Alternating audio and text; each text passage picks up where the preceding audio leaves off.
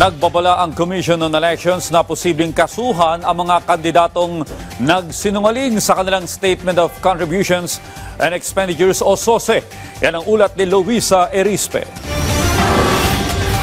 Papanagutin ng Commission on Elections ang mga kandidato noong 2025 elections na nagsinungaling sa kanilang Statement of Contributions and Expenditures o SOSE. Ayon mismo kay Chairman George Erwin Garcia, sinisimulan na ng Political and Finance Affairs Department nila ang pagbusisi at pag-isa-isa sa mga isinumiting SOSE ng mga kumandidato nitong nagdaang eleksyon. After po yung aming investigasyon na ginawa doon sa contractors ay at noong 2022 at 2025, mas maganda pong sabihin na tinitingnan na namin individually yung mga SOSE patungkol sa deklarasyon, tamang deklarasyon na naisama ba o hindi naisama. Bukod sa ginawa na nilang pagsilip noon sa mga donasyon ng mga government contractors, binubusisi na rin nila kung mayroon bang undeclared campaign donations na posibleng galing sa umano'y anonymous donors. Para naman magawa ito, pinag-aaralan na ng COMELEC kung saan hihingi ng kopya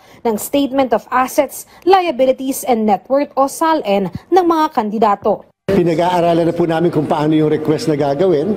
Ito po ba ay gagawin sa ating sa mismong ahensya kung saan kabilang yung mismong personalidad na naturing o kung ito ba ay dapat i-request namin sa ating po Office of the Ombudsman. So ang sabi po talaga doon ay dapat i-detalye ang lahat-lahat ng nagbigay, i-detalye ang lahat-lahat na tinanggap at i-detalye din yung lahat-lahat na pinagkagastusan nung pera na tinanggap o yung perang galing sa personal na pondo. Kung mapatunayan namang nagsinungaling ang isang kandidato sa kanilang SOSE, bagamat hindi nila mapapatanggal sa posisyon, lalo na ang mga senador at kongresista, pupuntiryahin naman ng COMELEC na makapagsampa ng kasong kriminal sa kanila. Ito ay election offense na may parusang pagkakakulong ng 1 hanggang 6 na taon.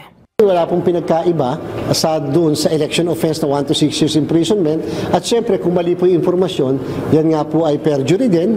At the same time, kung sakasakali, pwede rin po yung mag-classify as falsification of public document.